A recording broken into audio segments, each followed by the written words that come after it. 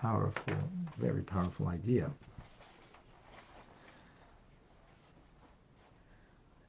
Can truth be experienced, or is it something that we need to submit to?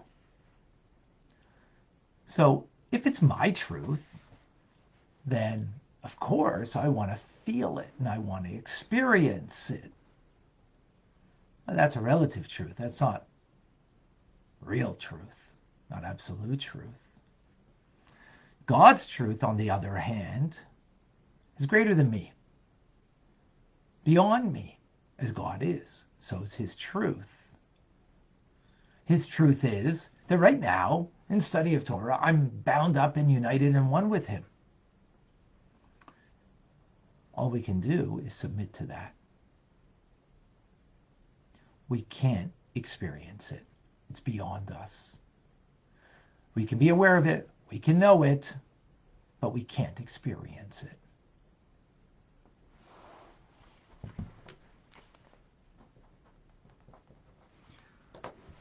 Let's understand that. So again, if we live life based on what my truth is, then of course I want to experience it. I want to feel it. And probably that would be, for me, the litmus test. Is it true? Am I feeling it? Am I experiencing it, fully? Am I fully engaged? Is my heart and soul there?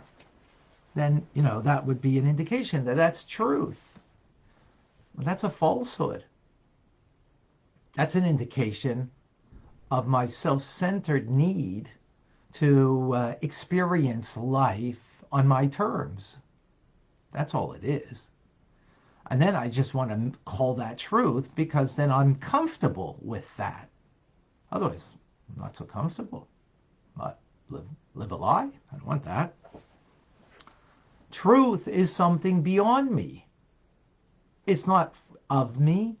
I don't declare truth. Therefore, since it's beyond me, I need to submit to it. Submit to God's truth. And what is the truth that we speak of over here? Is that I am being bound up in this moment of learning Tanya, of studying Torah, with a perfect unity with God. So great it is that I can't even experience it. So lofty it is, it's beyond my conscious awareness. Yes, my soul is bound up, but I'm not consciously aware or experiencing it. So what are you submitting to? Accept that truth and make that at least something real for us, that when we come together and we learn. Real meaning, again, the human being wants to experience. Human condition is about experiences, right? Through the five senses, we experience. And for us, that seems to be a reality. But that's not truth. That's just my limited physical experience of things. But we have a capacity of submitting to God's truth and accepting that even though right now I'm learning Torah, and yes, I get every day from you, from so many people, every week at least, so many people, how they are inspired, how they are growing in their Yiddishkeit, how they're growing in their closeness to God, and how this is changing them to be better human beings and better Jews.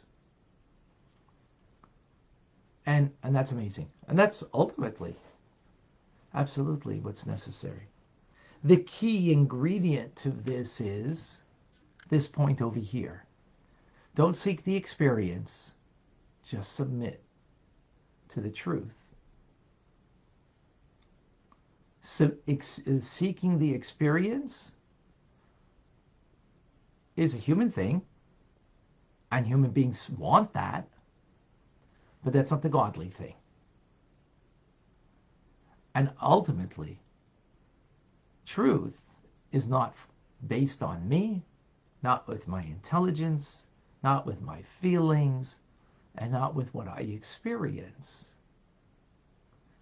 It's based on Torah. That's truth.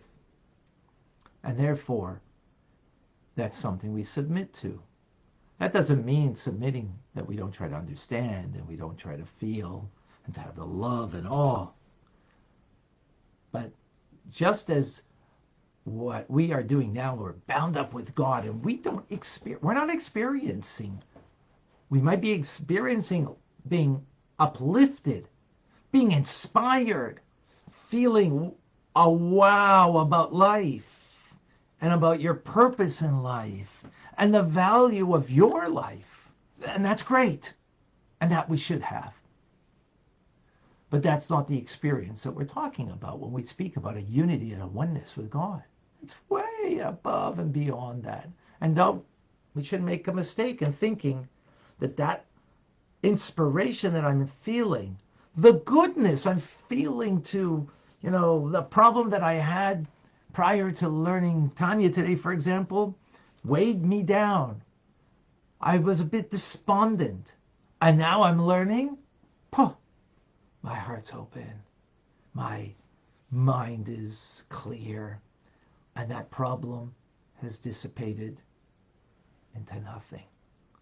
And that's what Torah studies should definitely do for us. That's what Tanya should do for us. No doubt about it.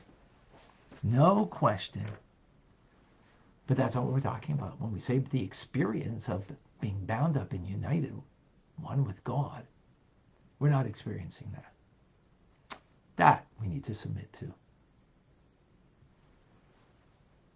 And likewise, every truth of the Torah ultimately we submit to. Then it's not about experiencing it afterwards. It's about appreciating, understanding it, and then having a heartfelt feeling towards it. That yes. So we're learning about what it means to be bound up with God, perfect unity in Torah study. So it's not just submitting. First submit, then appreciate, understand it, and then feel. But that doesn't mean we're experiencing it, because we would even feel that we're not experiencing it. That we need to be appreciative of.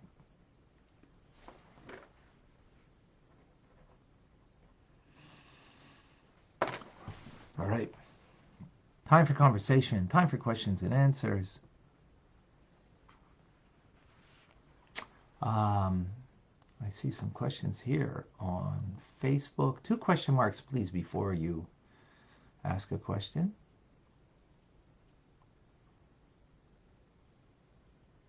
Reminder, Rambam at 1 o'clock.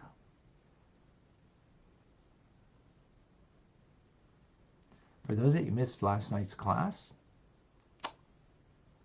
on the Parsha, you can still make up for it.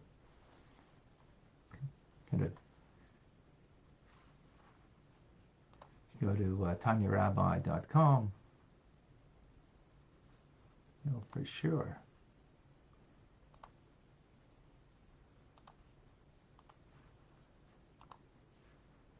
For sure get it. 1 second. Okay. Davida, if you don't have the proper kavanah while studying, does that affect the unity? Yes. If you don't, kavanah meaning intent, one needs to have, we spoke about that yesterday. We should think about, before we learn, that we are being bound up with God. We should do that. Try to do that at least. Right? Think that. Absolutely. It will help us. Absolutely.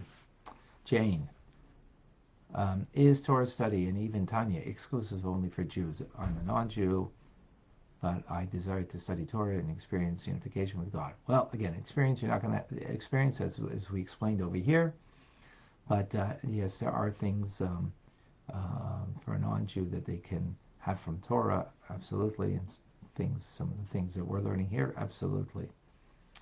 Yes. Would a tzaddik be more aware and sense the greater waves of it than a Beinoni?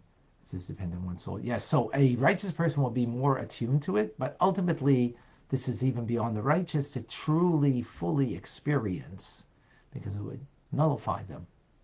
But yes, John, very good. Lori, it seems I have a double life, submitting to truth through Torah, but interacting with the world of lies. How can this be rectified? Oh, Laurie, beautiful question. Beautiful, beautiful question. Ultimately, that's all all of us. We have that challenge. I would assume to some degree many of us are experiencing right now a sense of the truth of the teachings of Tanya. But then, there's a world around us that has a very different perspective on life and a value on life. And it's not about being connected to God. It's not about a unity through Torah or mitzvahs that one has with God. And that becomes the struggle. How do you maintain this and yet, not run away from the world and engage in the world? It's exactly what we need to do. Tanya will help this. I'm going to put together something that will have a discussion and discussion about this further and deeper way that we can actualize this. And if you're interested, let me know. Private message me. Yeah, excellent.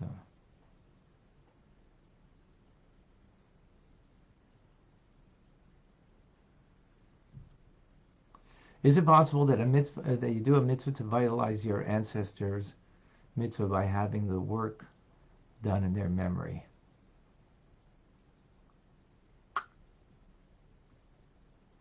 So yes, absolutely, we can do a mitzvah in their memory, for sure, to help their soul and their journey. Absolutely. Yes, absolutely true. Okay.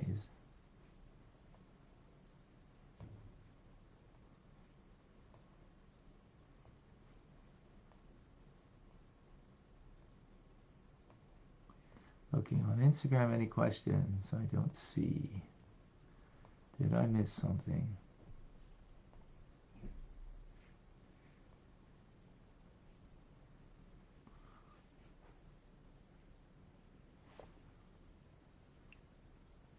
Elka, may your daughters Neshama Chana Etel Aselka have Elisa Neshama.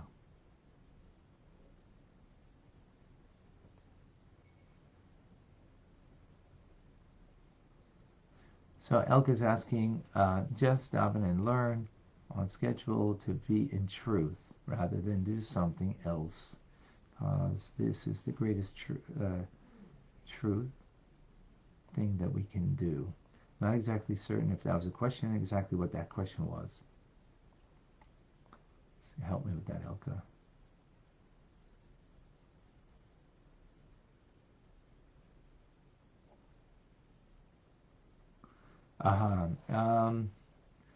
Well, just the words from Tanya, if you say them, then that's good. Yes.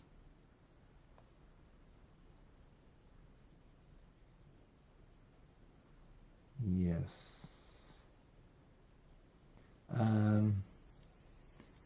Not certain about that, Elka. Okay.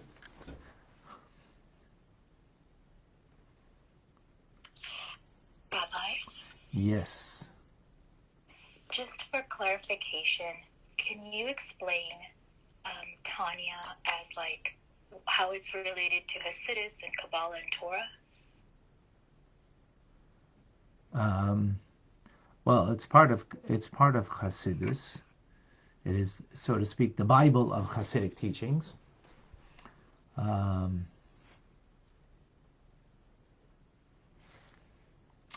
It is the Bible of Hasidic teachings.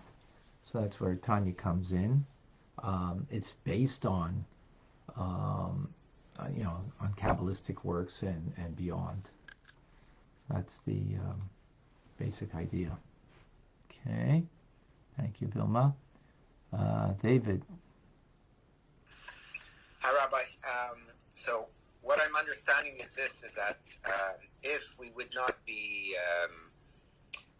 again, it has to do with having free will, and if we felt that Hashem's, I know you were talking about feeling is experiencing the oneness. Experiencing Him, experiencing it, then we would be nullified like angels, and we'd have no choice. And I believe we're not meant to be having that experience. Why? Because we're meant to have a choice, which means to go towards the other side or do what's godly. Yeah. And so that's also, even with our partners, our friends, whoever, to nullify yourself. Sometimes we want to do something that I want and I'm comfortable with.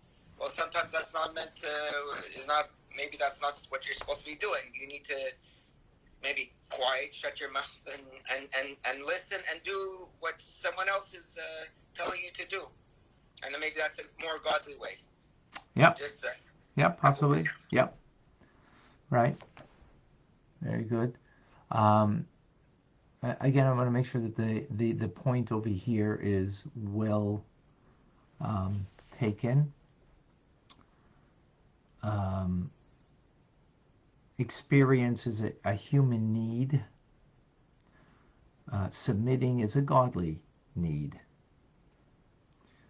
So if we want to remain merely human, meaning limited to the human condition, limited to humanness. So humanness is based on 5 senses. It's based on me being the center of the world. And because I'm the center of the world, so of course I need to understand, I need to feel, and I need to experience. Right? That's the basis of everything. Without that, what am I? Godliness means that I'm not the center of the universe. God is the center of everything. And I'm here not to be served, but to serve. And therefore, I'm able to submit to something greater than myself. I'm able to give myself over. Now, that might express itself, give myself over to my family for their needs, give up myself over to some, like you said, David, be quiet right now and just listen. Yes, that could be expressed that way, in submitting in such a manner, just listen to the person and what they have to say. That submitting is, can be found in so many different ways.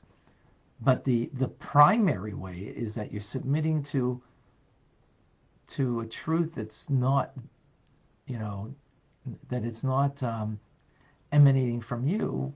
I mean, in a sense, it's emanating from you because God is a part of you and Torah is also a part of us. But it's not because I'm experiencing it or feeling it and understanding it, and therefore, okay, then I got the truth. No. Truth is something that you hear it. It's greater than you. You submit. That's what the Jews did when they heard the 10 Commandments. What was the response of the Jewish people? We just read it this past weekend. Parshas Yisro. What was their response? They heard the 10 Commandments. Oh, what a wonderful experience! I really appreciate this. Oh, this feels so good. Sorry for sounding so woke. I hope that didn't insult anybody. Right? That's not at all what we're talking about. That's what the world is about. It's not what Judaism's about. That's what Torah is about. That's what happened at Mount Sinai. As a matter of fact, their soul took flight. They couldn't experience it. It was too much. So much so that that the Jews say to Moshe Rabbeinu, Moshe, you get the rest of the commandments. They only heard 2 of them, by the way, not all 10. And you get the rest of it because it's too much for us. We can't take this. We're just like blown apart. This godly experience, right? That's what happened. So what do? They submit to it. And come, oh, this was such an experience. This was so amazing. Well, we should do this again. I'm sure we have all said those words, right? Including me, right? Just trying to be real, right? Trying to be real. And that's not real. I mean, it's not really real. It might be real in what I'm sensing in the moment, but I'm not submitting to anything at all. I hope this is clear because this, I don't know if you notice, folks, and if you do, then you're really getting it. But every single day, it's a game changer. There's a nuanced teaching that is a game changer in our lives. Any further questions, comments, thoughts?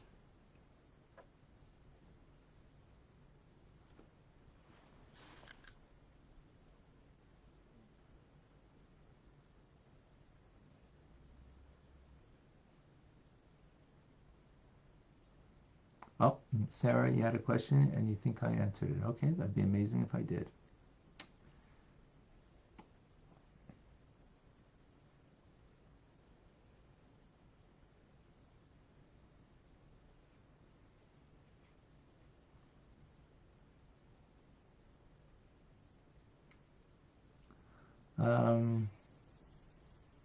All right, folks, Zehu.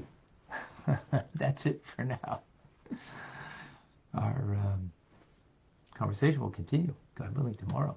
I'm Rabbi Ronnie Fine, coming to you from Chabad Tzich and Kadesh in Montreal, Canada. It's a privilege and a pleasure to share with you the Tanya. Thank you all. Really.